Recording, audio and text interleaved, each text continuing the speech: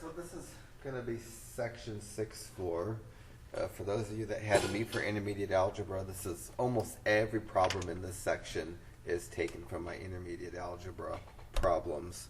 So if you haven't forgotten about logarithms, this might not be too bad of a section. So real quickly, I want to review before I get into the section because you probably forgot a bit about logarithms.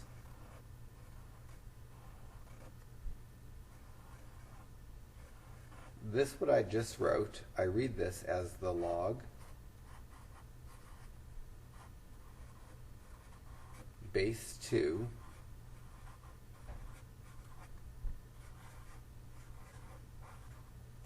of 8, and that doesn't really have anything in terms of helping you being able to decipher what this equals. But for what it's worth, there's two numbers there. Each number is given a name in some sense. The 2 is called the base. The 8 that's not subscripted is called the argument. Assuming I could actually spell that. In every logarithm, the question any logarithm asks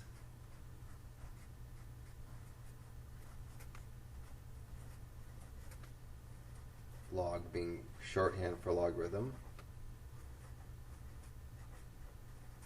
ask the question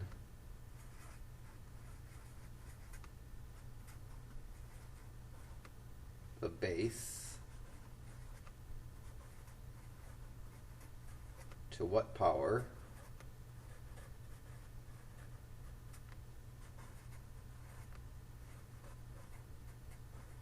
equals the argument.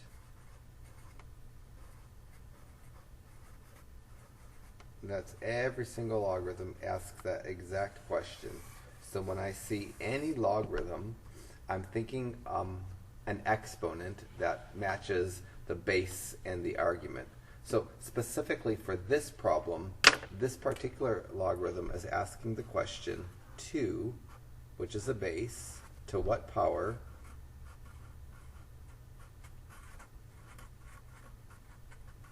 equals the argument 8.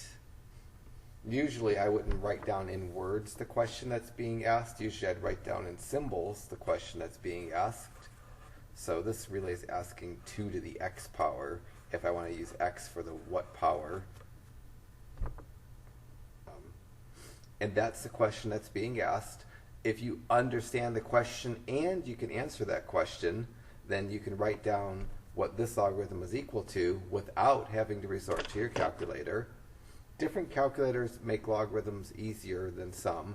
Our graphing calculator, the TI-83 and the TI-84s, they do logarithms fairly, but not really that great. This cheap Casio calculator, this Casio FX 115 ES Plus, $18 at Walmart for what it's worth, or $17, does wonderful things because it has a button on it that has a logarithm that shows the base. So I could enter this perfectly in terms of how it looks with a parentheses. A lot of times we put the argument in a parentheses. It's good practice, although it's not always necessary. So it was able to duplicate this, and when I hit enter, my calculator tells me that this is equal to 3 because 2 to the third power is equal to 8. So this logarithm, the log base 2 of 8, is equal to 3. In a bit, towards the end of this section, I'll break out my TI-83 and show you how to get this logarithm changed into a number with pressing buttons on that calculator. But the button pressing is a little bit different because it doesn't have the ability to show the logarithm with the base, for what it's worth. And we have to use something called the change of base formula to use our calculator if our calculator doesn't allow the base like this calculator does. So generically, let me just do another generic one. This logarithm, if I said the log base 3 of 81, this asks the question 3 to what power is 81? So in order to be able to figure out what a logarithm equals without my calculator, I need to know the question that's being asked, and I have to know the answer to that question. If I don't know the question, or if I know the question but I don't know the answer to the question, then I can't do this without my, without doing some algebra. And I know my powers of 3 well enough to know that 3 to the 4th power is 81 and this is equal to 4. If I didn't and I owned this calculator, I'd hit my logarithm button, make the 3 the base, make the 81 the argument, hit enter, and this calculator would tell me that it's 4.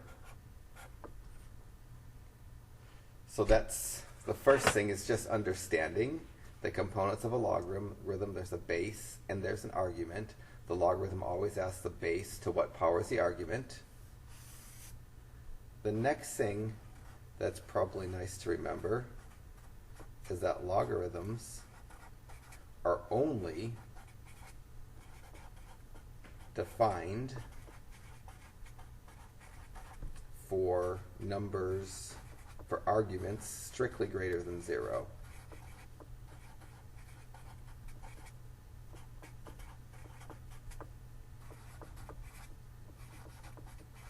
It turns out that logarithms of negative numbers actually have i's in them, and it's very complex to find something like this. If I did this, the logarithm base 2 of -4, this is asking the question 2 to what power is -4? But 2 to what power is always a positive number. We graphed 2 to the x, and we made a table of values, and the table of values, we did something like this. And we had numbers like 4, 2, 1, 1/2, 1/4. Because this expression here only yields positive y's, this doesn't have a solution. And I think this calculator is going to give me an error. It might be set up to give an I. I'm not sure if it's going to give an I or not. I don't know if this one actually does i's. So if I do log base 2 of -4 on this calculator and hit enter, yeah, it gives me a math error. This calculator doesn't have the ability to make an I out of a logarithm, which is completely fine because that's well beyond the scope of this class. That's Math 465 at ASU. A class called Complex Analysis would probably be the first time that you'd simplify logarithms with negative numbers and be expected to generate something with an I. Similarly, regardless of the base, logarithms of zeros are undefined. This is asking the question 4 to what power is 0? And 4 to what power is always something that's greater than 0. And can never equal 0. So when I do this, I'm going to get an equivalent error message, probably the exact same error message, possibly the same error message. So if I try to do log base 4 of 0 and hit enter, it gave me exactly the same error message. So both of these are, we'll just say, do not exist, or not a real number, not possible. I'll do D, N, E for our purposes now, does not exist. Probably be more appropriate to write not a real number, but I'll cheat for now and just write does not exist, D, N, E. So the logarithm, the argument, it certainly can be a decimal, but it can't be negative. For instance, this, the log base 2 of 0.5, even though 0.5 is a decimal, that doesn't make this undefined. This is asking the question 2 to what power is 0.5. That actually turns out to be -1 because 0.5 is 1/2 and 2 to the -1 is 1/2. This calculator will chew this right up. When I do clear this out, do log base 2 of 5, and when I hit enter, of 0.5. When I do log base 2 and actually do the problem that I want, 0.5, I get the -1. Logarithm, so you can take the logarithm of any number any argument, as long as that argument is greater than 0. It doesn't have to be an integer. It can be a decimal. And when I do logarithms, I'm setting the problems up so I could do them in my head that generate integer answers. The answer to a logarithm can be a positive number. It could be a negative number. It doesn't have to be. It can be an irrational number. It have a decimal expansion that goes on forever. So an important thing is the argument absolutely has to be greater than 0. If the argument is negative or the argument of a logarithm is 0, you're going to get an error, because the question that the logarithm is asking is an unanswerable question. 2 to what power is negative 4 doesn't have an answer. Well, it has an answer that has an I in it. And 4 to what power is 0 also doesn't have an answer. So we punt on those and say that these aren't okay. But answers to logarithms can be positive numbers. They could be negative numbers. They could have decimals in them as well. And the logarithm could come out and give you a fraction. So the only thing that we can't do is have the argument, the numbers that I have circled there, be negative or 0. A couple other things to remember before we get into the section.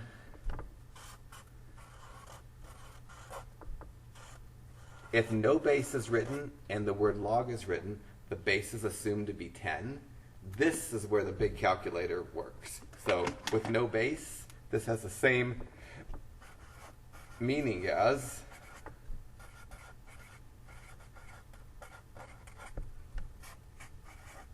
the log base 10 of 100. And the log button on my calculator works in base 10. So now these two calculators can become equivalent. On this calculator, if I did the log base 10 of 100, I'll get, so hard to make it see that, I'll get 2. If I do something like this, nothing does anything. So that's equal to 2. On my big calculator, the logarithm button on it actually does base 10. And if I just hit the logarithm button on my calculator and typed 100, it's doing the log base 10 of 100. The answer is 2, because the question that's being asked by that logarithm, again, so if you couldn't see what I did, I had the logarithm, I typed 100, and I hit enter, and my calculator told me that it's 2, because this logarithm is asking the question, 10 to what power is 100, and because 10 to the second power is 100, the answer to both of these logarithms is 2, because 10 to the second power is 100. So a log, the word log written without a base, there's an assumed 10. So log with no base written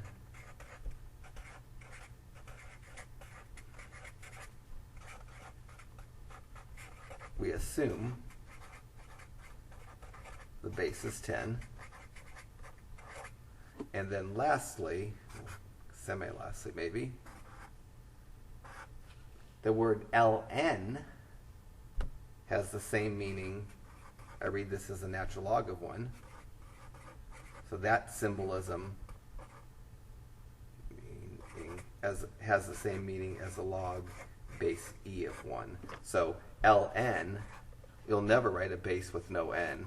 ln with no base written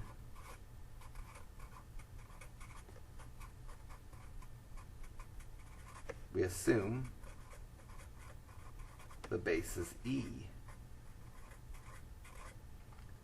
So this is asking the question. These are both asking the same question. They're both asking the question, e to what power is 1? It's always the base, e to what power, x is the argument, 1. And in this case, that answer should be 0. And again, my calculators, this calculator can do this in this form, hitting this log button, activating the E, which I think I have to hit alpha E, and then typing 1. It's going to tell me that this is 0, so I'm doing the log base E of 1. And it's just so hard to get this to show up. It's really kind of frustrating that my calculators won't show up very well. There's a good spot. The spot's not consistently good, I guess. And my calculator tells me that this is 0 because that is the answer to the question. E to the 0 power is 1. My big calculator can do ln's and log base e's real quickly. And on my big calculator, if I type the ln button and then type the number 10, 1 should I say, and did the ln of 1, not that you can absolutely see that, when I hit the ln of 1, it tells me that it's 0. So log base e of 1 and ln of 1 both give 0 because they're both asking the question e to what power is 1, and that answer is 0. So my big calculators, the two things that it can do quickly is it can figure out what any logarithm base 10 is equal to and any logarithm base e is equal to.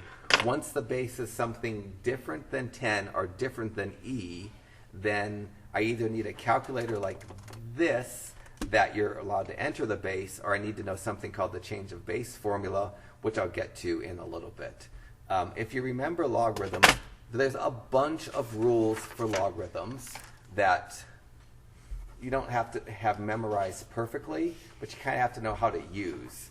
And the first rule for logarithms is just that it equates. This is a rule that allows you to write a problem that has a logarithm, probably an equation really, probably more appropriate. So there's a rule that allows me to write an equation that has a logarithm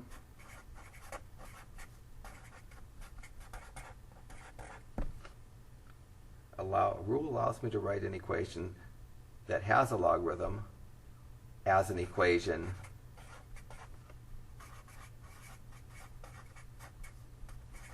that doesn't have a logarithm. And it's not terribly hard. The same rule will allow me to be able to take an equation that has an exponent and write that equation without the exponent with a logarithm. So the same rule will allow me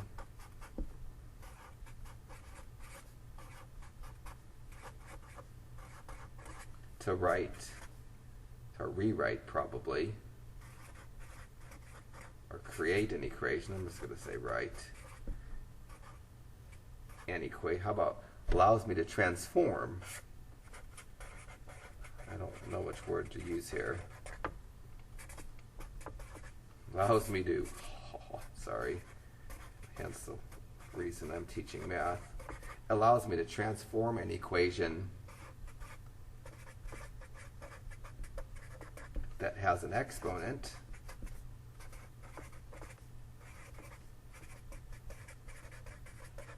into an equation that has a logarithm.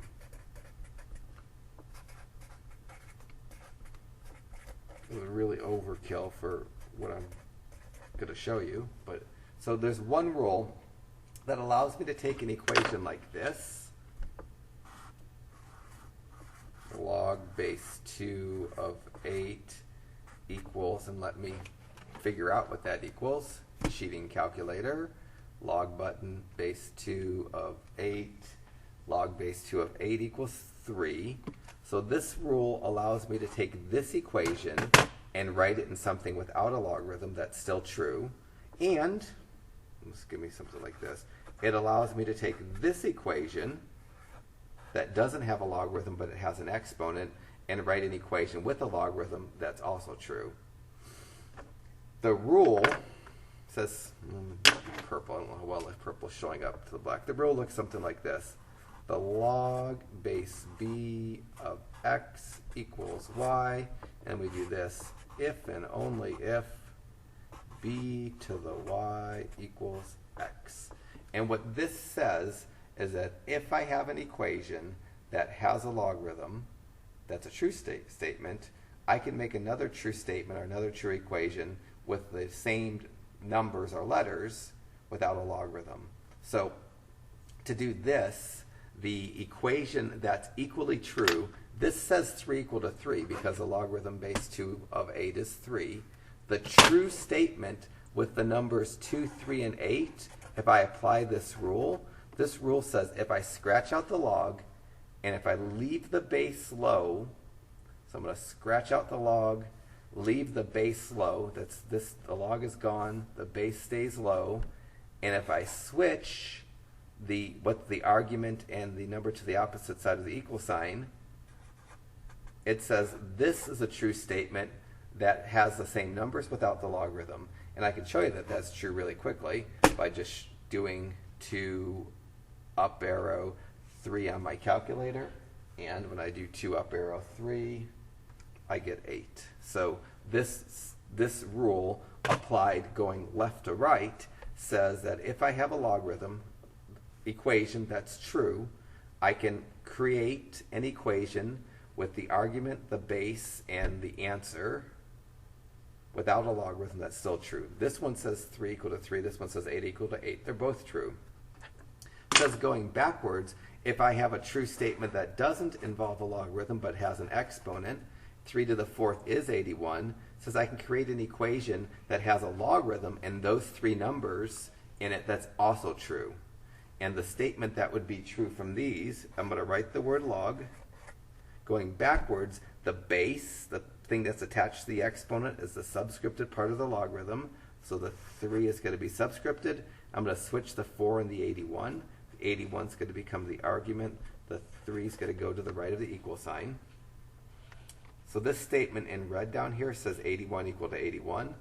This statement, if I did it actually right, would say 4 equal to 4. So I left the 3 low. I wrote a logarithm, made the 3 the base because it started as the base, switched the role of the 4 and the 81. This statement is supposed to be 4 equal to 4. So let me show you by going the log base 3 of 81 and then hitting equals, and you'll see you'll get 4 equal to 4. So that's the big rule of logarithms that we need in section 6.4, the rule that allows me to take equations that have logarithms and write them without a logarithm, and then take equations that have exponents and write them with logarithms. I'll probably never write this rule down because I know how to apply the rule in both directions without actually having to write the rule down. Now we should be moderately ready to get into the homework, because without that you might have not remembered logarithms enough for this to go well. So problems 1 through 11 give me equations that have exponents. They want me to write an equation with a logarithm that has the same numbers that's still true. So this statement that says 2 cubed equals 8 is true because this says 8 equal to 8. The logarithmic statement that's true, I'm going to write the word log. The 2 is going to remain low, so it's going to become the base. And I'm going to switch, in this case, the 3 and the 8, and that's how the rule applies. So I'm going to get the log base 2 of 8 equals to 3. Let me check to make sure that this is still a true statement. I'm doing the log base 2 of 8, and it does tell me that 3 equals to 3, if you could actually see that. So that is a true statement. So this is all that's asked for me in problem 2, to write this equation with an exponent, this true statement, as another true statement with a logarithm. I'll do the same thing with 4. 4 actually says 32 equal to 32 because 2 to the 5th is 32. I'm going to write an equation with a logarithm that has the numbers 2, 5, and 32. That's still low. The 2 that was the base is going to become the base, or it's going to stay low. I'm going to switch the 5 and the 32, which means the 32 is going to be attached to the base or the logarithm. So I'm going to write the log base 2 of 32 equals to 5. That's all that needs to be done. I can check that this is true because I have a calculator that chews this up quickly, so let me do that. The log base 2 of 32, and when I hit enter, I get 5. So this statement says 5 equals 5. It's true, I did my job properly. The next statement says 4 to the negative 2 power equals to 16, 1/16, and it does. I can show you that this is a true statement.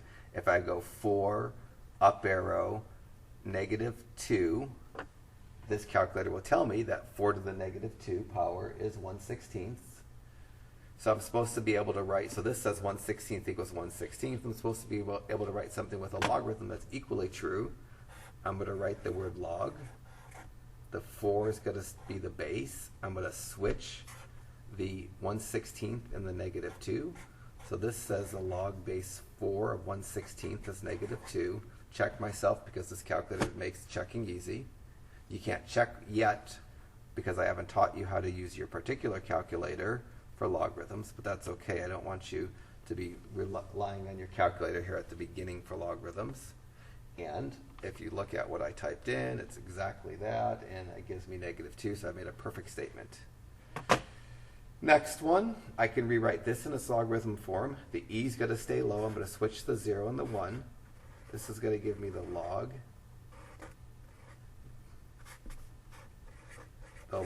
base e of 1 equals to 0. That I could do on this calculator. Go log base e of 1. When I hit enter, it should give me 0. And it does.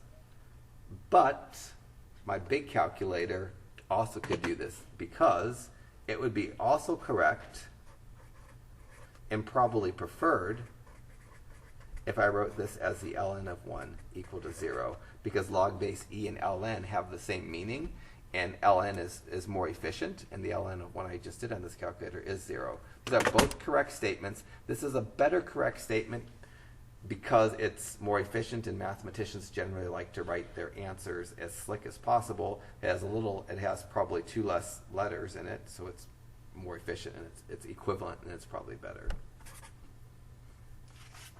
So I'm checking these, but you don't have to check these as you're going through the homework. 10's a rounded one that I also can check on my calculator. I'm going to rewrite this in its logarithm form. The e is going to stay low. I'm going to switch the 7.39 and the 2. That's what's asked for. It would be better if any time I see log base e, I change that symbol to ln, because log base e and ln mean the same thing, just like log with no base and log base 10 are the same thing. So it should be the ln of 7.39 equals to 2. Quite honestly, it's not going to equal exactly 2. E squared doesn't really equal exactly 7.39. If I did e squared second ln e squared doesn't equal 7.39. It equals 7.389056099. When I try to check this, it's not going to come out perfectly. When I go ln of 7.39, I don't get 2 exactly. I get 2.000127735. So this really isn't a true statement. If I knew how to do it, I would have made a squiggly equal there, which means e squared is approximately 7.39, and I would have in my answers included that squigglies, but I didn't know how to make the squigglies, so I just wrote equals and figured I'd say something when I did the video. Both of these are correct answers. The checking you don't have to do. You don't have to confirm that this is a true statement. You don't have to confirm that this is a true statement, but it can be done if the problem doesn't have letters that I don't know the values for. So that's the first bunch of problems. The second bunch of problems, 12 through 26, say write the equation in exponential form. So this is a true statement right here, that the log base 2 of 8 does equal 3. This does say 3 equal to 3, although it doesn't look like that. What I'm supposed to do is write something with the numbers 2, 8, and 3 without a logarithm. That's still true. And to do this, I do this step. I scratch out the log. The 2 is going to remain low. And I'm going to switch the 8 and the 3. And when I do that, scratch out the log. 2 stays low. Switch the 3 and the 8. I get this statement, 2 cubed equal to 8. And that's a true statement. This is considered writing the equation in exponential form. What I was doing in the first group of problems up through 11 is writing the problem in logarithmic form, taking something that had an equation with an exponent, writing it with a logarithm.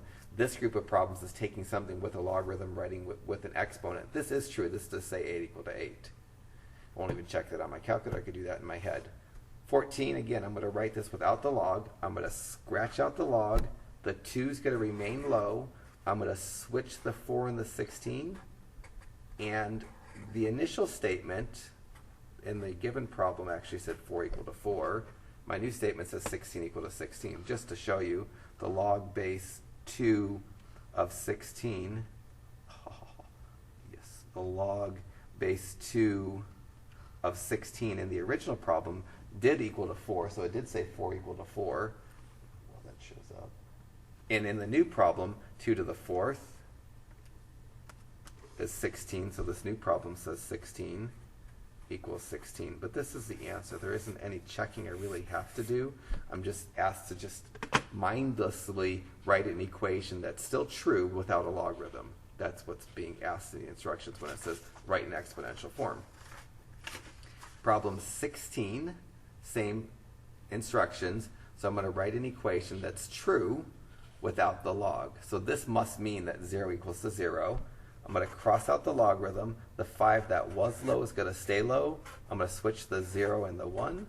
And this is also a true statement. The logarithm problem 16, before I ripped it apart, said 0 equal to 0.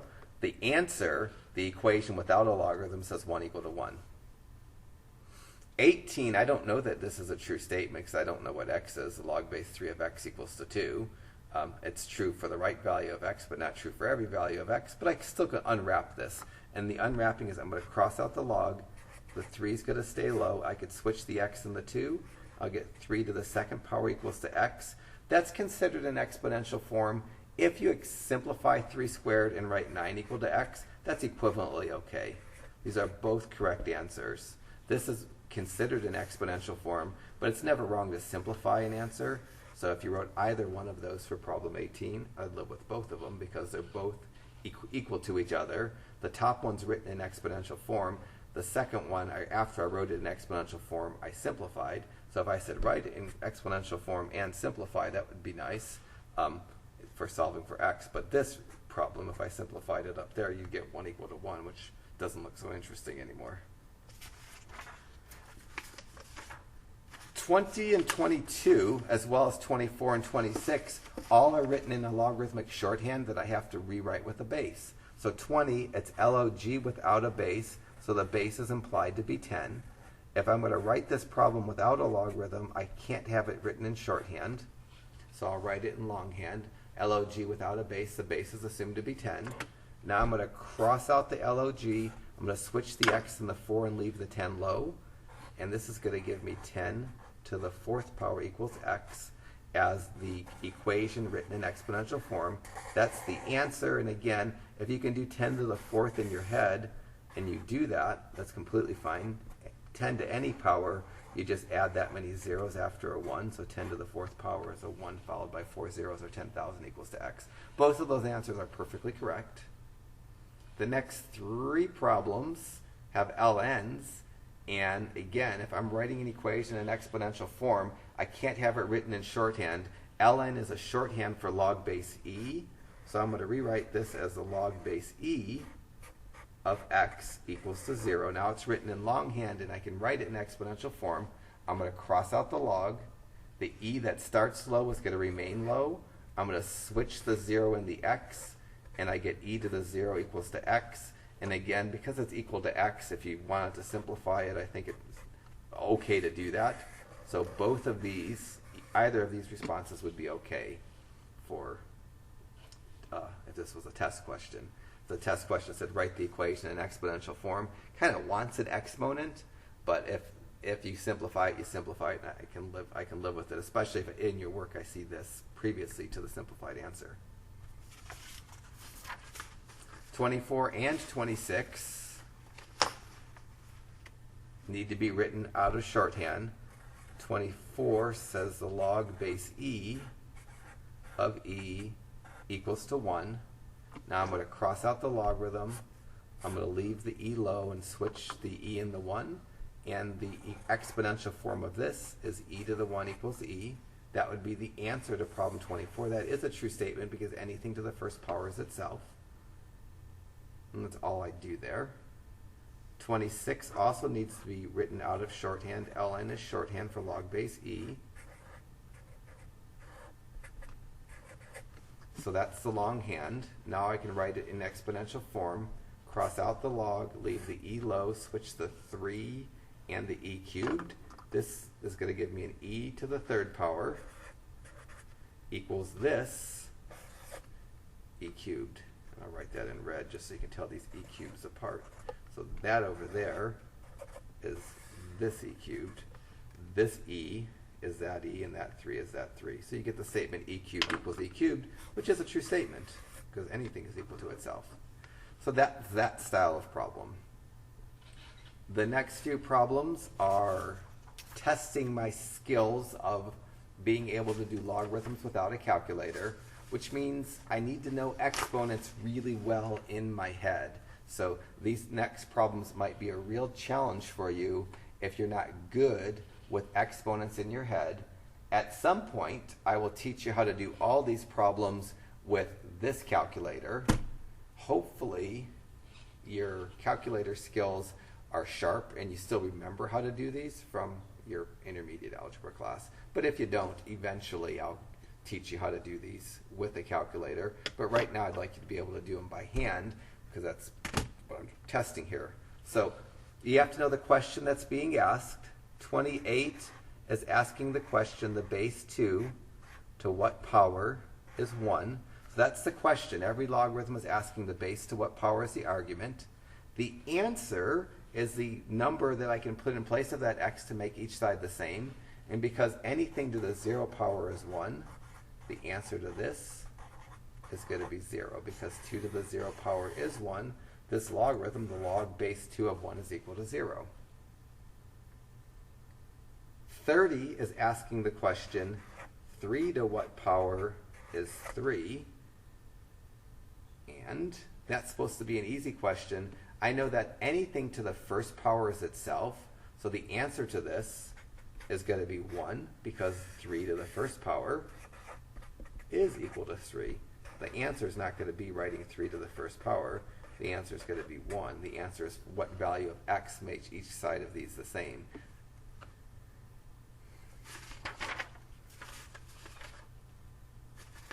(32) is asking 3 to what power is 9.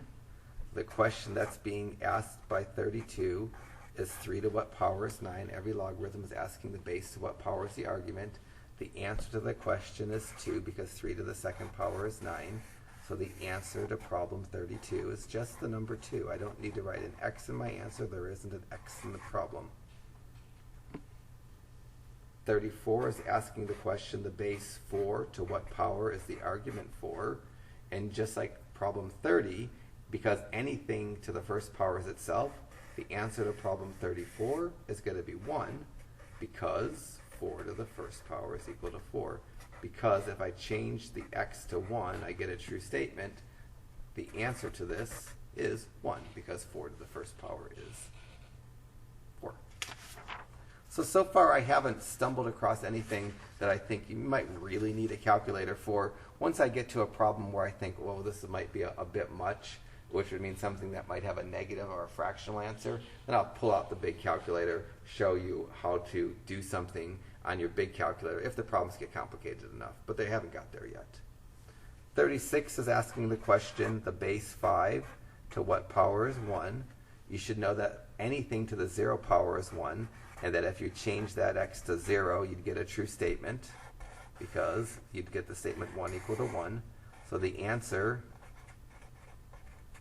to this problem is going to be 0. 38 might be pushing your bounds a little bit, because you might not know powers of 5 so well. 38 is asking 5 to what power is 125? And the answer to that is 3, because 5 to the third power is 125.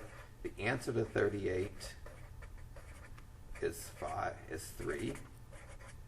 This is probably the point where not everybody would know this. So I'm going to show you how to do this on your calculator, assuming you don't have that nice calculator that you get into the base. So in general, on your calculator, if you do this, the log of the argument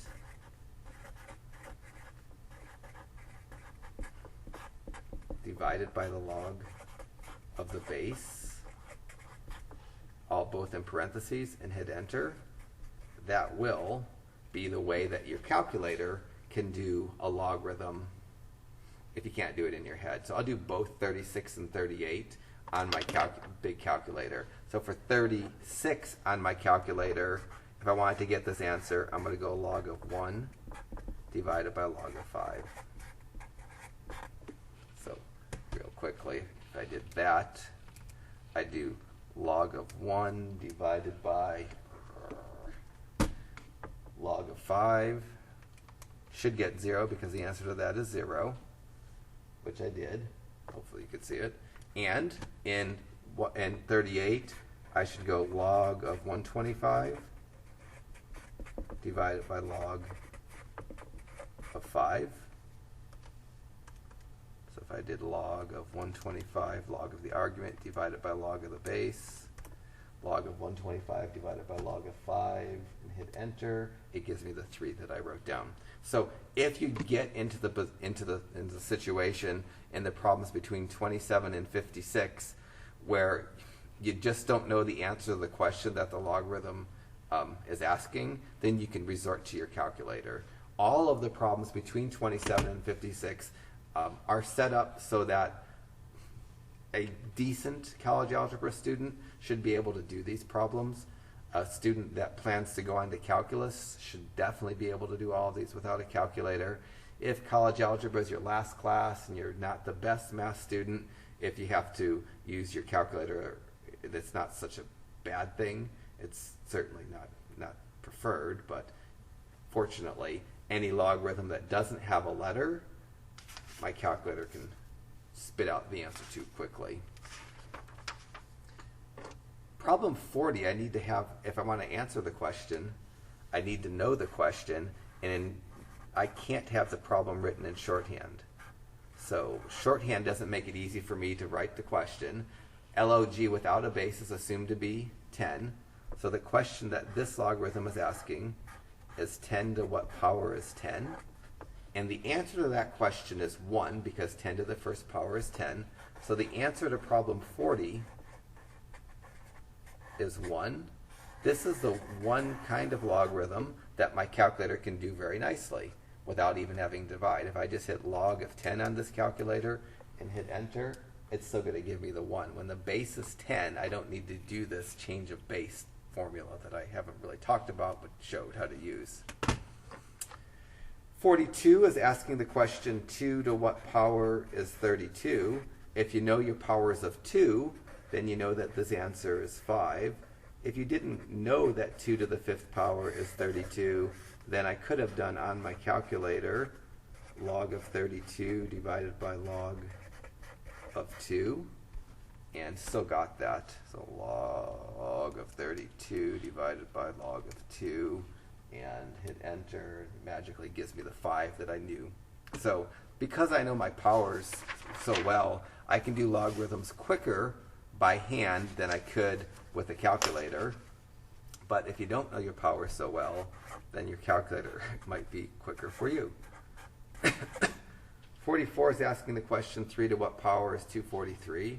I know that that answer is 5. I know that 3 to the 5th power is 243. So I don't need to resort to my calculator.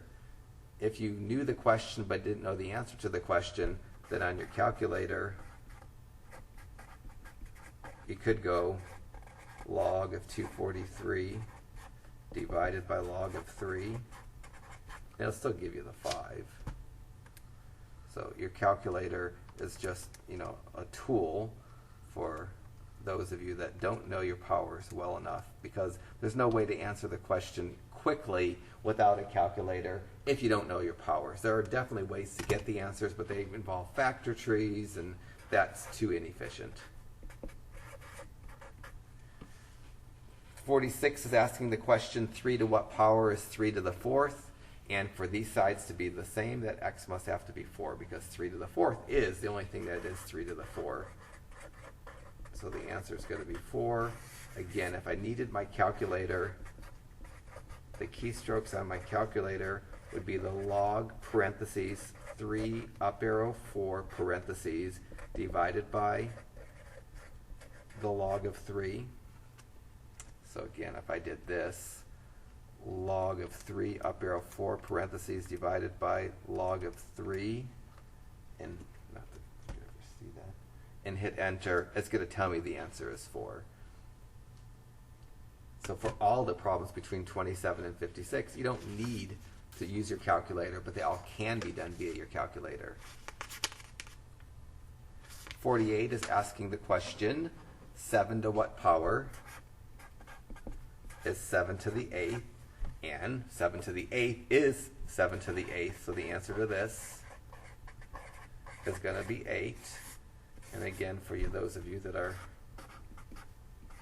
wanting to do this on your calculator, you'd go the log of 7 up arrow 8 divided by the log of 7.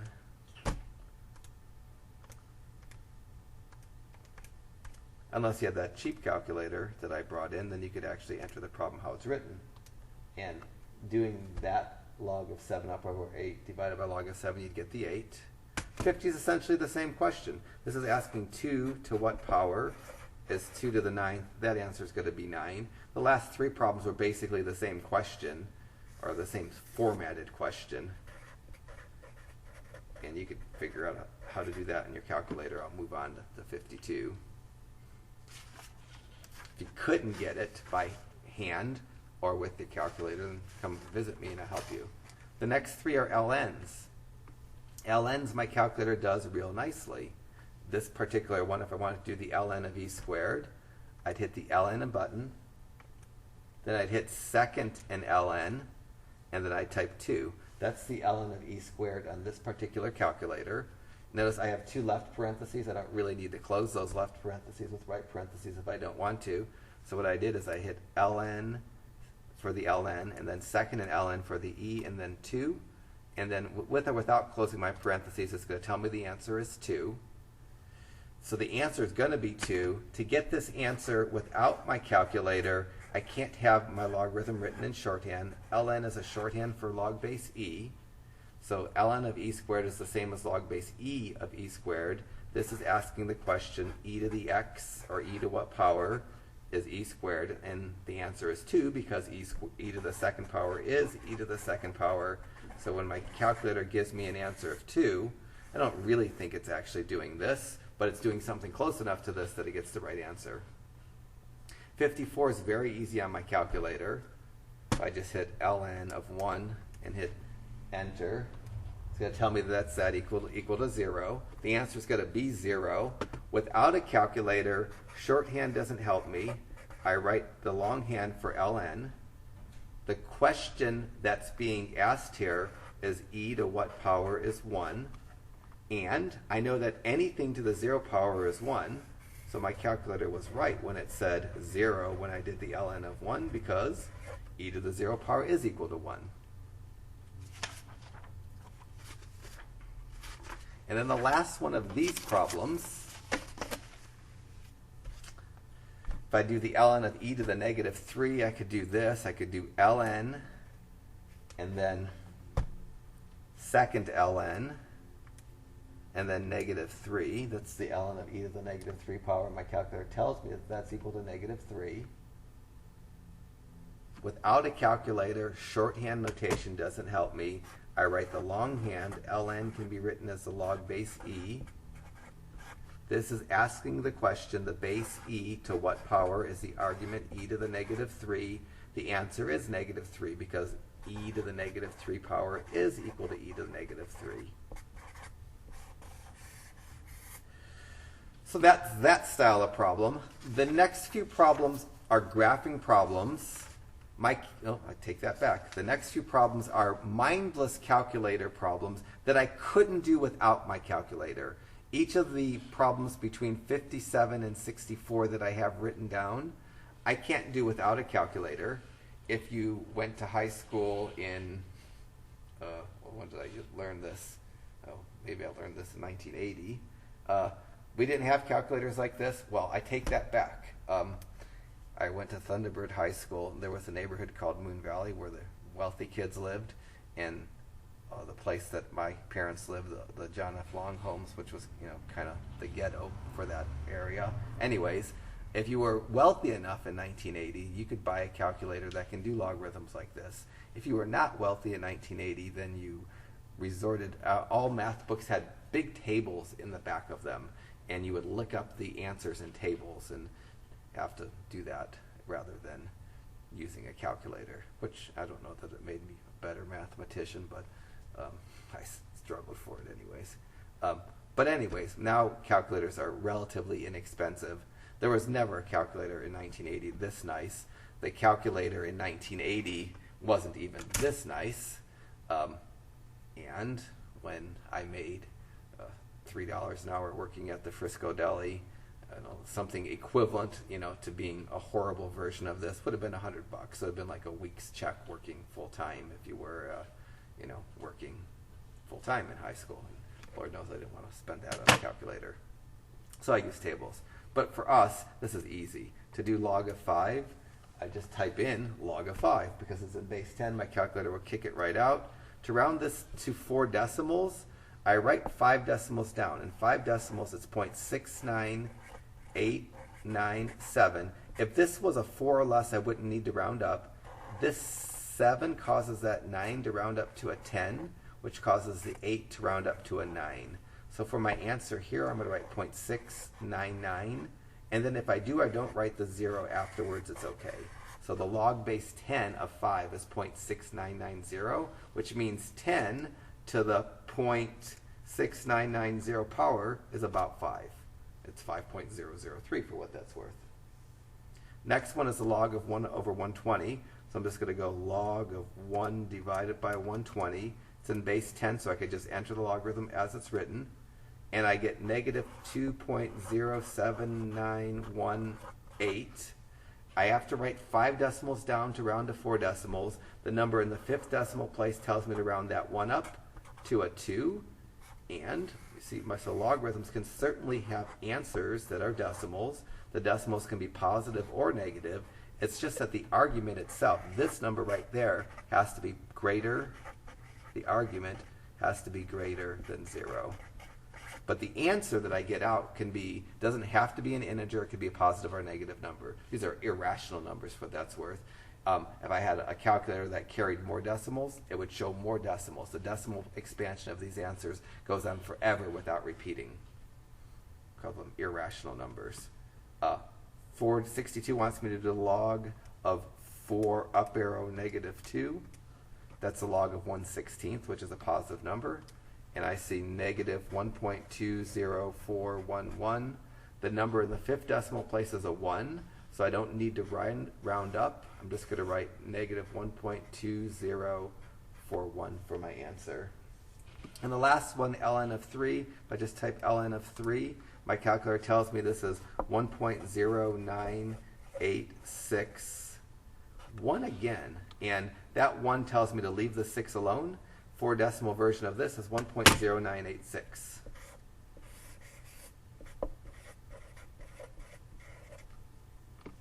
All right, so that's that style of problem. Now we're getting into the last style of problem, a bunch of graphs.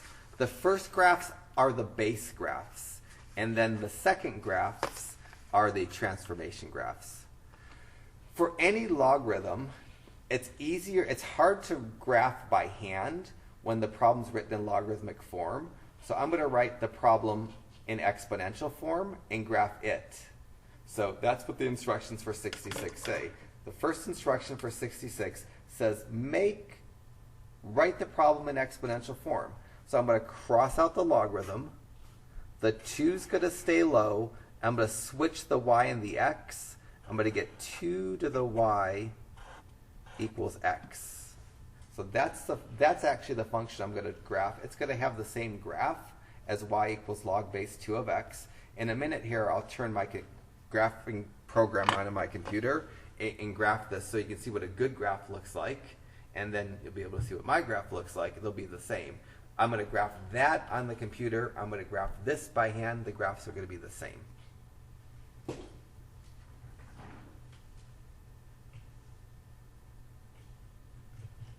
So anytime I graph something with an exponent, I start off with a table of values. I figure out what makes the exponent 0.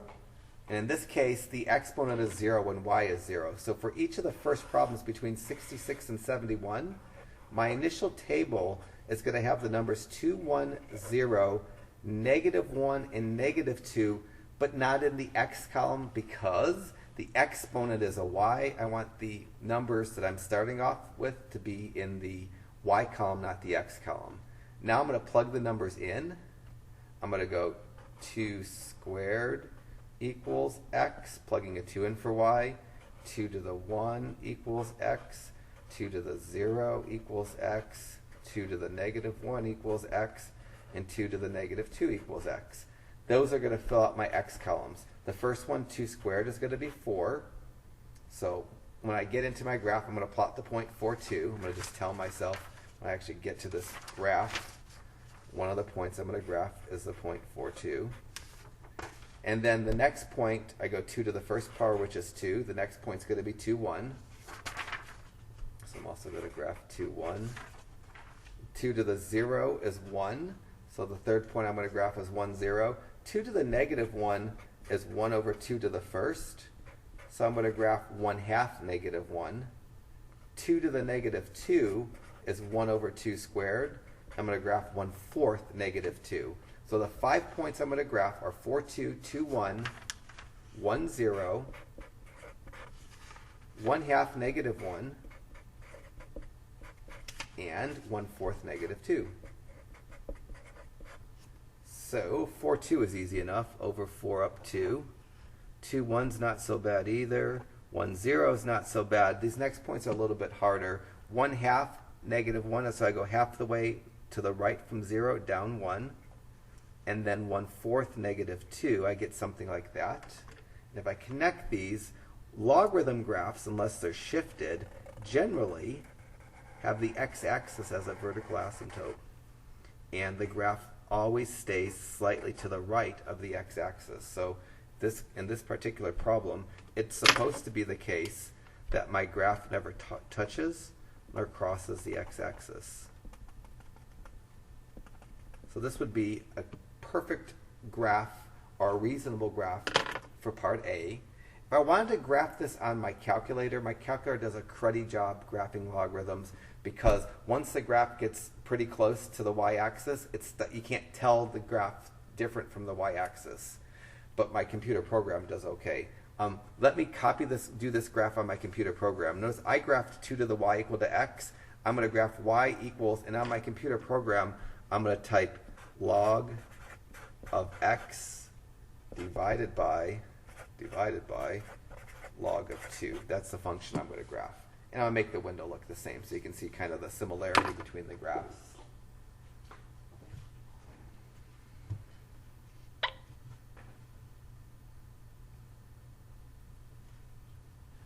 This is log of x divided by log of 2. This is kind of using the change of base.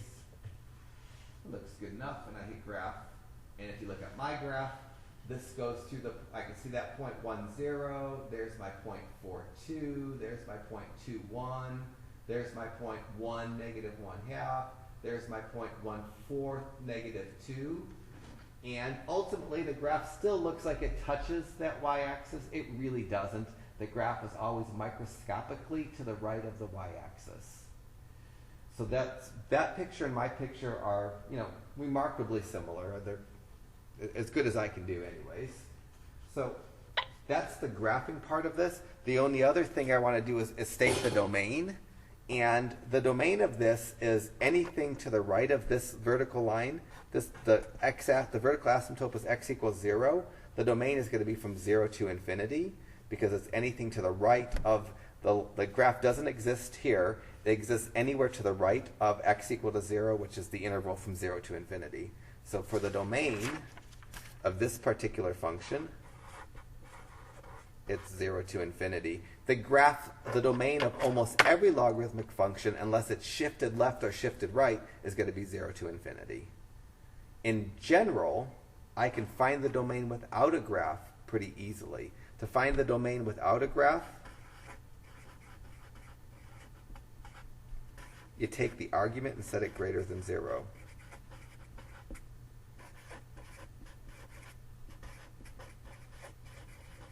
In this case, the argument is x. And so the algebra to find the domain is to take this argument x, set it greater than 0. X is greater than 0 is the same as the interval from 0 to infinity. So the domain is 0 to infinity, or x is greater than 0. That's hopefully good enough for that problem. I'll move on to my next graph. So that's just a base. This is a standard graph that we might be shifting. The log base 2 of x looks like that. I might have to move that left or right, up or down, and I think that's all we do with logarithms. I'm not going to reflect them, although they can be reflected. 68 wants me to do the log base 4 of x by making a table of values and creating a graph. Let me do the domain first, because for any logarithm, I can find the domain by just taking the argument and setting it greater than 0. In this case, the argument is x. If I set it greater than 0, I get just x is greater than 0. The domain for this is going to be 0 to infinity, just like the last graph, which means on the graph, the line x equals 0 is going to be a vertical asymptote. Just like the last problem, this graph is only going to exist to the right of the x-axis. It's not going to actually physically touch the x-axis. It'll always be just to the right of the x-axis. So I can find the domain of any logarithmic graph without actually graphing, just by taking the argument and setting it greater than 0 and just having that done. Now, if I was using my computer, I'd just enter log of 4, log of x divided by log of 4. I'll do that real quickly so you can see.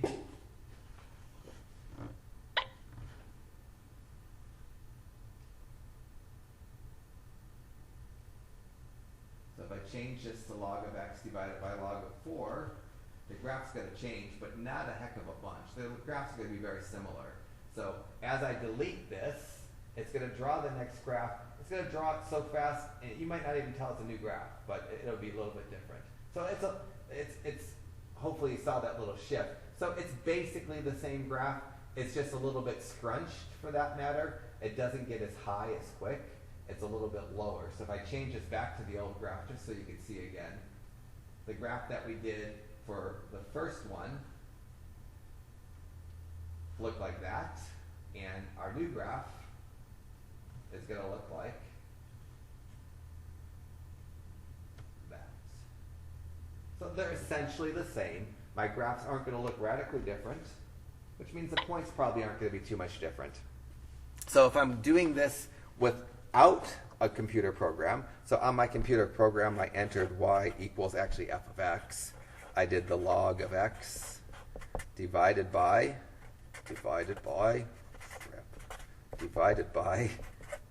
the log of 4. If we did that on our calculator, it really does a cruddy job with logarithms. If I did this on my calculator, hit my y equals, clear out anything that's in there, and do log of x divided by log of 4, and do zoom standard, the graph that it gives me is really, it's that's something like the picture that's drawn. You just don't see the vertical asymptote part because it's not doing multiple colors like my computer program does. So it looks like the graph just stops right there at the y-axis when it doesn't, when it actually plunges down forever. So if I'm graphing this with a table of values, let me get this started. So the function was y equals the log base 4 of x. I'm going to write this without the logarithm. Cross out the logarithm. I'm going to leave the 4 low. I'm going to switch the x and the y. I get 4 to the y equal to x. The table of values I'm going to use are going to have 2, 1, 0, -1, and -2 in the y column, and I'm going to get the x's that correspond. First thing I'm going to do is plug in 2 for y and get 4 to the second power equals x. That's going to give me the point 16, 2. My graph only goes over to 10, so I'm going to call way out here 16. I'm going to call that the point 16, 2, when it's probably really like 14, 2, but it's the best I can do with the room I have. Don't need to be that accurate. For the next one, I'm going to go 4 to the 1 equals x. 4 to the first power is 4, so I'm going to get the point 4, 1. Then I'm going to get 4 to the 0 equals x, plugging in 0 for that y. Anything to the 0 power is 1, so that's going to give me the point 1, 0. And then 4 to the -1 power equals x. 4 to the negative 1 power is 1 over 4 to the first power. So I'm going to write 1/4 comma negative 1. So I go over a quarter of the way from 0 down 1. And then lastly, 4 to the negative 2, which is 1 over 4 squared, which is 1 over 16th x, is going to give me the point 1/16 negative 2. 1/16 is almost exactly on top of the y-axis and then down 2. And just like the graph on my computer, the graph goes down forever and doesn't get as high as quick. It just kind of works its way up slowly. I probably should put arrows at the ends of the graphs because it goes down forever and up and to the right forever. And the domain of this is 0 to infinity. The graph exists everywhere to the right of the vertical asymptote. The equation of the vertical asymptote wasn't asked for, but it's x equal to 0. So that's another base graph. So if you look at the two graphs that I've done so far, this is just a basic, this is y equals log base 2 of x. This is a basic y equals log base 4 of x. The graphs aren't really noticeably that different. This one is a little bit higher than that one, but they kind of have the same feel. Most logarithm graphs have that feel when the base is an integer. If the base is a fraction like 1/2 or a quarter, they start to look different. 70 has another one, and it has the funky base, the fractional base. The domain's not going to be impacted by the base. The domain is only impacted by the argument. To do the domain of this, I set the argument greater than 0. The argument is x. Setting x is greater than 0 tells me that the graph, just like the other two, is only going to exist to the right of the at line x equals 0 or to the right of the y-axis. So that's the beginnings of this. Let me graph this on my computer to see what I'm trying to get. On my computer, I'm going to enter y equals, or f of x equals log of x divided by the log of 1 divided by 2. This is going to look remarkably different. It's not going to look at all like the other two graphs. Making the base a fraction it twists the graph quite a bit. It's not probably something you'd predict if you just never did it before.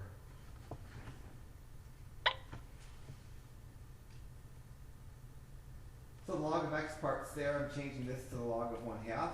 So there's a log of x divided by the log of 1/2. When I hit enter, it flips it over. So it actually reflects the graph of log base 2 of x over the x-axis, but we don't need to get that technical with these. So that's the graph that I'm striving for when I go to do this by hand.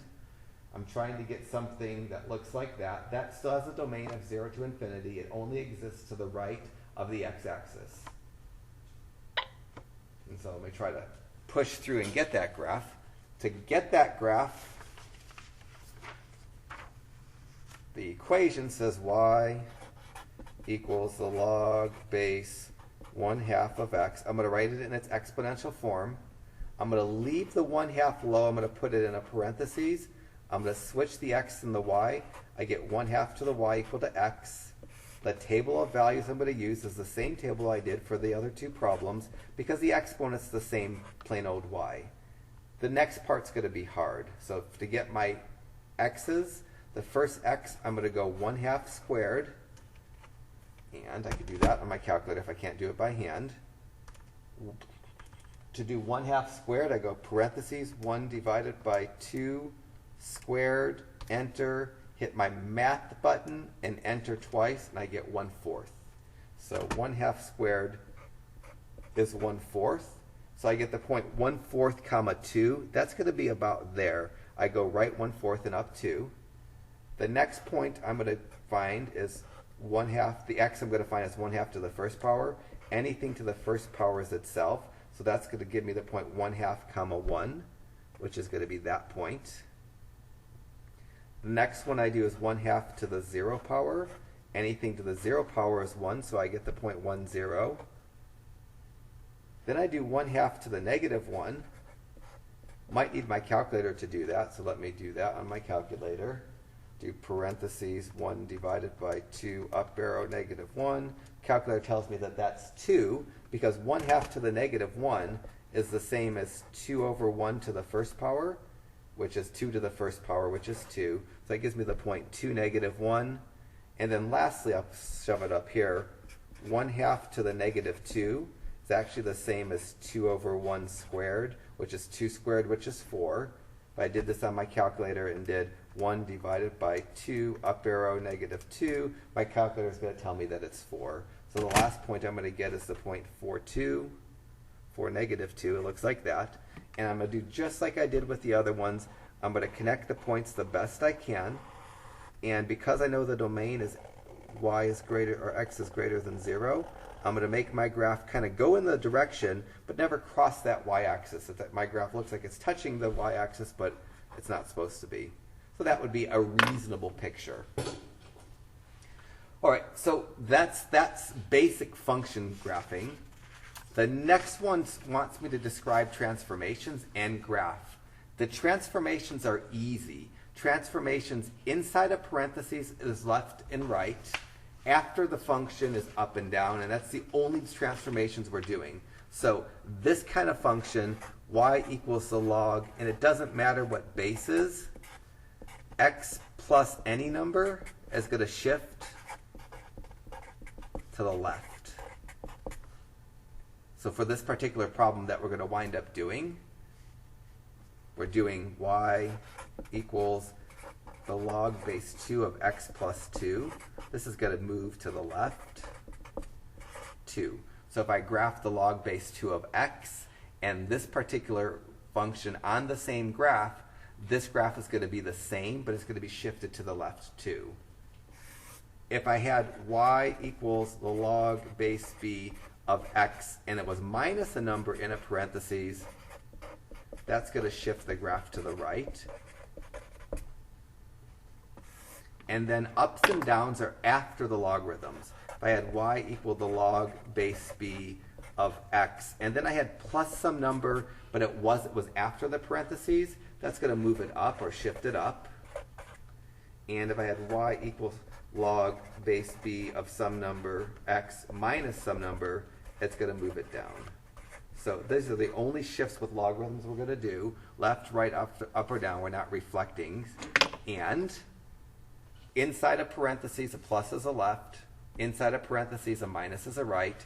After the parentheses, plus is up, minus is down. A lot like parabolas. It's not really different. It's different, but it isn't different. So this particular graph that we're getting ready to do, problem 72, this is going to have the same graph or the same shape as y equals the log base 2 of x, except it's going to be shifted to the left 2 units. Let me go graph these on my computer. I'm going to graph both this function and that function just to show you, and I'll make them different colors. So I'll do log base 2 of x and the log base 2 of x plus 2, just so you can see how that shifting looks.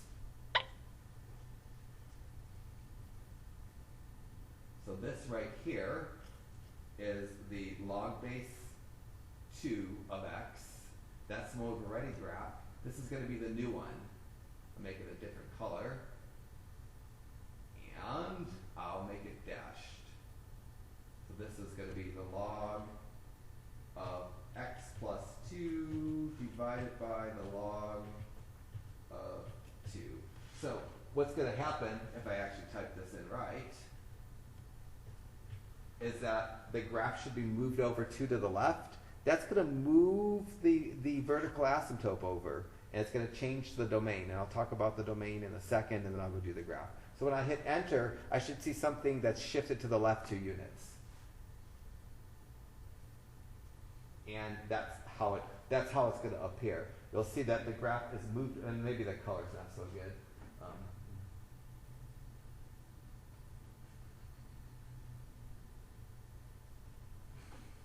So that's what a shifting 2 to the left looks like. To the right around the y-axis or the origin, you can see that shifting real well. But as we go off to the right, the shifting doesn't get to be so pronounced. It's harder to see. All right. So getting back to this, to find the domain of any logarithm, I take the argument and set it greater than 0. So for this particular problem, I find the domain by taking the argument x plus 2, set it greater than 0. I minus 2 from both sides and get x is greater than negative 2. That means the graph is going to exist to the right of the line x equal negative 2. So if we looked at my graph and you looked at negative 2 on the x-axis, the vertical line that goes through negative 2 on the x-axis is going to be where the graph starts. So I can draw that in as well. I can cheat draw it in. So I'm going to draw the line that looks like x equal negative 2, and then we make that even a different color and a different shape. So there's the beginning of the graph. It starts at negative 2 and goes out to the right. So I say the graph is from negative 2 to infinity because to the left of that line that I just drew, the graph doesn't exist. It only exists to the right of that line. It actually doesn't even touch that line. So I'm 2/3 of the way done. I've got my B and C done. The domain says the graph is only going to exist to the right of negative 2 on the vertical line that goes through negative 2 on the x-axis. This graph is the same as log base 2 of x, but shifted 2 to the units to the left. Now I need to make a table of values and graph it. And that's a little more tedious, but it's not horrible. My table is going to all of a sudden be different. So this function that I'm graphing, y equals the log base 2 of x plus 2, I'm going to write it in its exponential form. The exponential form is going to be 2 to the y power equals x plus 2. I'm going to minus 2 from both sides. I guess the table is going to be the same. I'm going to get minus 2 plus 2 to the y equals x. Because the exponent doesn't have a plus or a minus in it, I could use the same table that I've used for every problem so far. The table 2, 1, 0, negative 1, and negative 2 will work. I'm going to get all the y's on my x's on my calculator. The first one I'm going to go put it into here. I'm going to go negative 2 plus 2 squared. And then I'm going to go negative 2 plus 2 to the first power. And then negative 2 plus 2 to the 0 power, just changing that y all along. Then negative 2 plus 2 to the negative 1 power. Then negative 2 plus 2 to the negative 2 power. Some of these things on my calculator are going to come out to be decimals. I honestly don't care if I have fractions or decimals. I can graph them both quickly. I'm going to just leave the decimals for my x's, and I'm content with that. So now I'm going to get all my y's, or my x's should I say. First one I do is negative 2 plus 2 squared. And my calculator, you can see that, it gives me 2, because it gives me negative 2 plus 4 is 2, so the point 2, 2 is going to be graphed. Then I go negative 2 plus 2 to the first, I get 0. And then negative 2 plus 2 to the 0, I get negative 1. It's just impossible to see these things. This gives me negative 1, 0. And then negative 2 plus 2 up arrow negative 1 gives me negative 1.5. I'm going to leave that at negative 1.5. I can graph that just fine. And then negative 2 plus 2 up arrow negative 2. And when I do that, I get negative 1.75. Negative 2. So those are the points I'm going to graph. I know that this graph is only supposed to exist to the right of the line that goes vertically through negative 2 on the x-axis. Let me plot the points now. So 2, 2 is there. 0, 1 is there. Negative 1, 0 is here. And then negative 1.5, that's halfway between negative 1 and negative 2, down 1. And lastly, negative 1 3/4, which is closer to negative 2 than it is negative 1, down 2. And so I'm going to get something that looks something like that. Again, that's a reasonable picture. It's not awesome, but it's good enough. So that's a graph of y equals log base 2 of x plus 2. Getting close to the end of this section. 74, the shift, it's going to be 3 to the right because of the minus 3 in the parentheses. So this is going to be, for part C, it's going to have the same shape or the same look as y equals log base 2 of x, but it's going to be right or shifted to the right 3 units. For the domain, I take the argument x minus 3, set it greater than 0. To solve that, I add 3 to both sides, get x is greater than 3.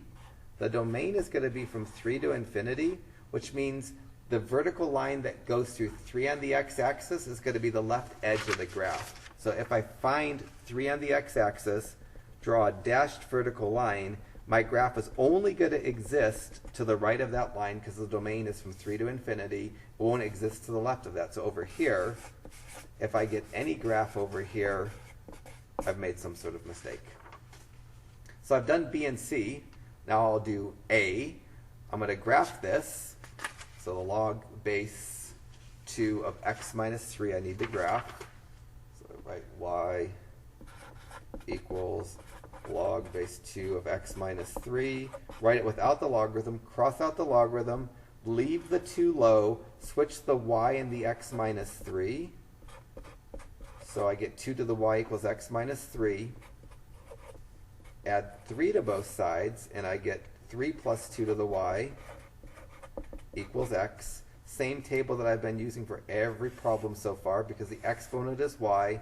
This 2, 1, 0, negative 1, negative 2 table will work. I'm going to go 3 plus 2 squared, and then 3 plus 2 to the first power, 3 plus 2 to the 0 power, 3 plus 2 to the negative 1 power, and 3 plus 2 to the negative 2 power. Again, when I get these decimals, I'm going to leave them. Use these on my calculator, every one of them. I don't care to be thinking right now. It's been a long enough lecture that I'm afraid that if I try to think, I'm going to outthink myself and mess up. So the first point I get is 7, 2, and then 3 plus 2 up arrow 1 gives me 5, 1.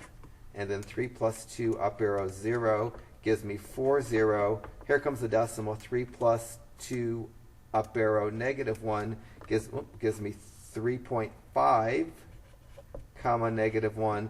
And then 3 plus 2 up arrow negative 2, I get 3.25, negative 2. So again, I just mindlessly press buttons on my calculator to get the x's. I already had the y's, and now I'll plot the points. First point, 7, 2, not so hard for me to find. 5 and 1, 4 and 0, and then 3.5, negative 1. That's just halfway between 3 and 4, down 1. 3 1/4, which is really close to 3, down 2. And the graph is going to look like this. It's going to always be to the right of that vertical line. It's never going to cross that vertical line or touch that vertical line. It looks something like that. I won't even graph that on my computer just to save a minute. But if I did graph this, I won't graph it on my calculator. My calculator does horrible graphs, but be good enough. If I did log of x minus 3,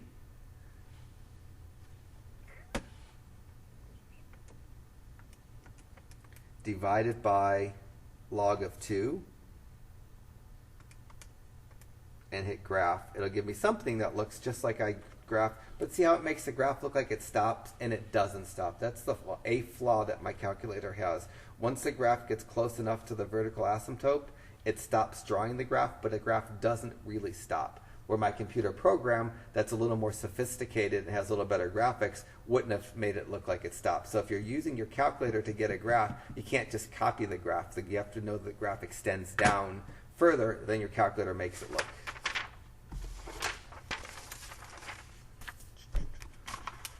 (76), 80, okay, just a few more to go. 76 and 78 are shifts to the left. So for the domain of 76, I take the argument x plus 4 and set it greater than 0. Minus 4 from both sides, I get x is greater than negative 4. This graph is going to have a domain of negative 4 to infinity. The plus being in the parentheses is going to shift to the left. This is going to have the same shape as y equals the log base 2 of x, except it's going to be moved to the left 4. When I go to do a graph of this, I'll find negative 4 on the x-axis, draw a dashed vertical line through it. My graph will only exist to the right of that line. It won't exist to the left of that line because the domain is from negative 4 to infinity. Now I'm going to get my table of values. I go y equals log base 2 of x plus 4. Write it without the log. I get 2 to the y equals x plus 4. Minus 4 from both sides. I get minus 4 plus 2 to the y equals x. Same table of values here. I'm going to go 2, 1, 0, negative 1, negative 2. And then I'll go negative 4 plus 2 squared, negative 4 plus 2 to the first, negative 4 plus 2 to the 0, negative 4 plus 2 to the 1, to the negative 1, and negative 4 plus 2 to the negative 2, and get my y's. So it's hard to make these show. So negative 4 plus 2 up arrow 2 is going to give me 0. And then negative 4 plus 2 up arrow 1 gives me negative 2. And then negative 4 plus 2 up arrow 0 gives me negative 3. Negative 4 plus 2 up arrow negative 1 gives me negative 3.5. And then negative 4 plus 2 up arrow negative 2 gives me negative 3.75. So I'll plot those points and be done with this quickly.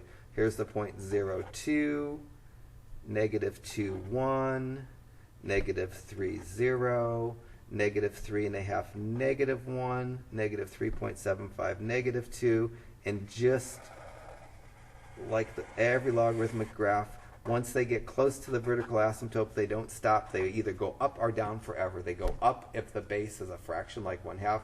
They go down if the base is an integer. So that would be a reasonable answer for problem number 76.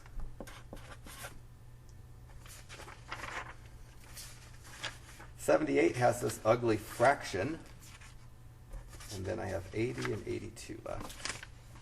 So 78, 80, and 82. Domain, or transformation, has not so much to do with that as it does that. That's going to move it to the left one. So this is going to have the same shape, or the same look, as the base function, y equals log base 1/2 of x, which has a funky look. It goes up as opposed to down by the asymptote, but it's moved to the left 1 unit. For the domain, I take x plus 1 and set it greater than 0. This gives me x is greater than negative 1. The domain is going to be negative 1 to infinity. The graph is only going to exist to the right of the vertical line that goes through negative 1 on the x-axis. So this means when I go to do my points, there aren't going to be any points to the left of that vertical line. So over here, there's going to be no graph. Now I'm ready to graph the function.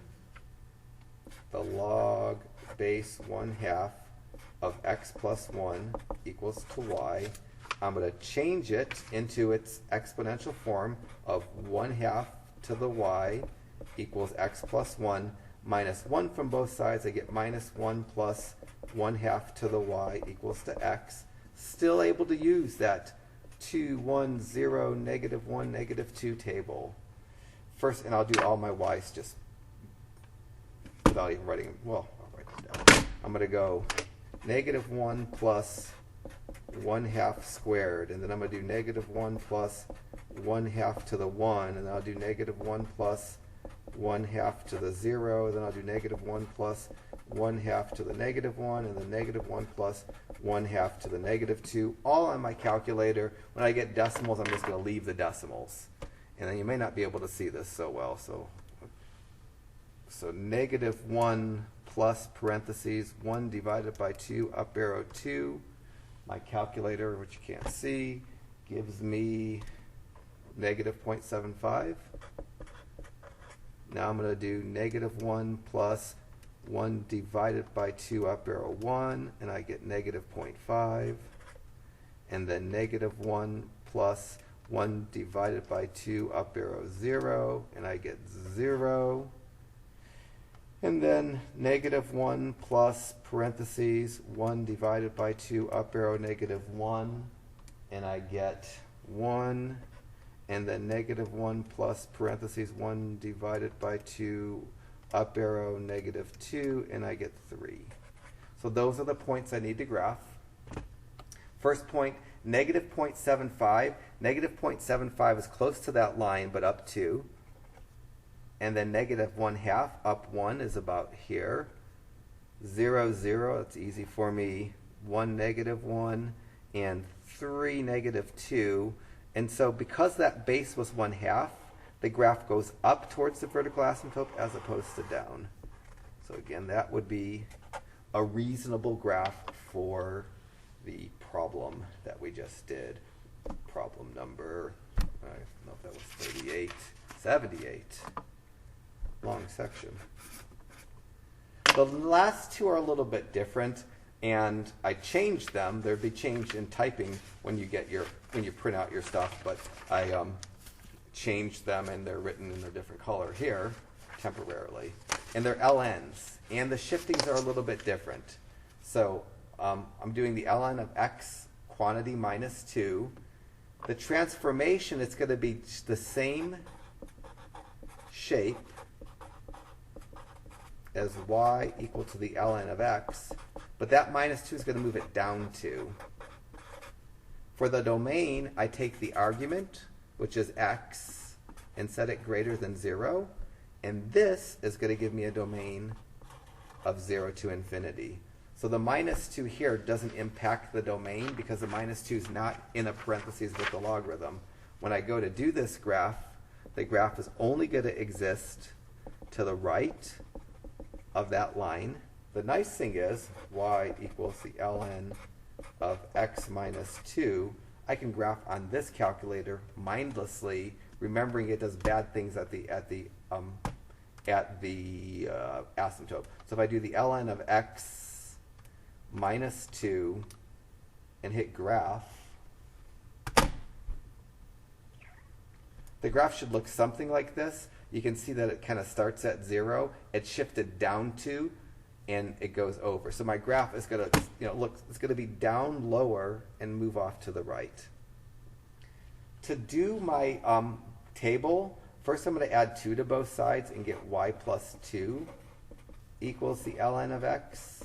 So I've done a lot of this. I've done the domain. I've done the transformation. Now I just need to do part A. Need to write this in its logarithmic without the logarithm. To write something in shorthand notation without logarithm is hard, so I write it in longhand notation. The longhand for ln is log base e. The non-logarithmic form of this is e to the y plus 2 equals x. This is an odd one because this is the first one where the exponent has a plus in it. The table I'm going to use, I'm going to change the sign of that exponent, put that number in the middle of my y column. So in my y column, because the exponent has a plus in it, I change the sign of that 2 to negative 2 and put numbers bigger than negative 2 and less than negative 2 to fill out my y column. So some tricks going on here. First of all, I couldn't write it in without a logarithm until the logarithm piece was isolated, so I had to add 2 to both sides. It had an ln, which makes it hard to write it in logarithmic form, so I took the shorthand notation and wrote it in longhand notation, and then I crossed out the log, the e stayed low, and I switched the x and the y plus 2. The y plus 2 became the exponent. When the exponent is more than just y, then the table that I'm using isn't going to be the same. Now I'm going to get my x's. First one I'm going to go is e to the 0 plus 2, and then I'm going to go e to the negative 1 plus 2, and then e to the negative 2 plus 2, e to the negative 3 plus 2, and e to the negative 4 plus 2. To do e to any power, I have to hit second and ln. So to get my x's, I go second and ln, and then 0 plus 2. I'm going to have to round. I'm going to round this to 1 decimal. I'm going to call this 7.4. So the first point I'm going to plot is 7.4 comma 0. Now I'm going to go second and ln, and then negative 1 plus 2, and I get 2.7. So the next point I'm going to plot is 2.7, negative 1, and then second ln, negative 2 plus 2. It gives me e to the negative 2 plus 2 power, and e to the negative 2 plus 2 power is 1. And then second ln, negative 3 plus 2. That gives me, I'm going to round that to 0.4. You can make it 0.37 if you care to. And then second ln negative 4 plus 2, and that gives me 0.1. You can do 0.14 if you care to. Those are the points I'm going to plot. First point, 7.4, comma 0. So I go over 7.4 and at 0. And then 2.7, down negative 1, and then 1, negative 2, and then 0.4, negative 3, and then 0.1, negative 4. So the graph is going to look similar to my other graphs, but it's a little bit lower. It's shifted down 2 units, so it's just not as high as a regular graph. If I did just the ln of x on top of this graph, so if on the same axes I do the graph of ln of x, which is that basic graph, and then if I do the ln of x minus 2 right under it, you'll see the downshifting on it. Now it's going to graph and see how it's just shifted down 2 units. That's why I say it's the same as that, but it's shifted down, because if you moved it up 2, they'd fit perfectly with each other. All right, one last problem for this monstrously long lecture. Hopefully you're feeling moderately comfortable with the material. The transformation, the plus 1, because it's not in the parentheses, it's going to move it up 1. So this is going to have the same shape as y equals the ln of x, except it's going to be moved up 1 unit. For the domain, I take the argument, set it greater than 0. There's no algebra there, so the graph is only going to have a domain of 0 to infinity. When I go to graph it, I know that the graph is not going to exist to the left of the line that goes through 0 on the x-axis, which is actually that line. That's the line x equal to 0. The graph is only going to exist to the right of that.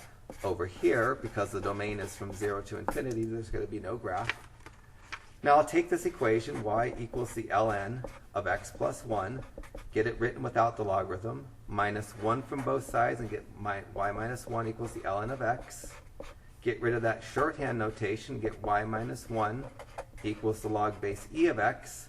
Then cross out the logarithm, leave the e low, switch the y minus 1 and the x, and I get x equals e to the y minus 1, or e to the y minus 1 equals x.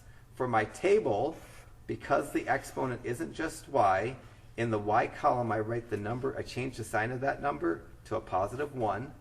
My table is going to have the numbers 3, 2, 1, 0, and negative 1 in the y column, because the exponent isn't just y, it has a minus in it. I need to change that sign of that minus 1, put that number in the middle of my table, and then I'll start to get my answers here quickly. The first point I'm going to do is e to the 3 minus 1, and then I'm going to get an x by finding e to the 2 minus 1, and then e to the 1 minus 1, e to the 0 minus 1, and e to the negative 1 minus 1, all on my calculator the best I can. So second ln 3 minus 1, first point I'm going to write is 7.4, and then I'm going to go second ln, and then 2 minus 1, and then I'm going to write 2.7, and then second ln 1 minus 1, I get a 1, and then second ln 0 minus 1, I get a 0.4, and then second ln negative 1 minus 1, and I get a 0.1. So I'll plot those points best I can. So first 7.4 comma 3, and then 2.7 comma 2, 1 comma 1, 0.4 comma 0, and 0.1 comma negative 1, and just all logarithmic graphs that we do, once they get to the vertical asymptote, they either plunge down or plunge up. They plunge up, they go up if the base is like a half or a third or a quarter. They go down if the base is an integer, like e, 2.718, or a number bigger than 1, should I say. So let me graph this on my calculator so you could see there's the graph of ln of x, and we'll show the shifting up 1. So if I hit y equals and do ln of x plus 1, you'll see the up 1 shifting that this does. So that's the same graph, but it's just shifted up 1 unit. All right, so that's a bit of a long section. I don't think any of the sections for the rest of the chapter are going to be as long as this. So if you get this mastered, what's coming up, hopefully, it will kind of fit nicely and not be so humbling.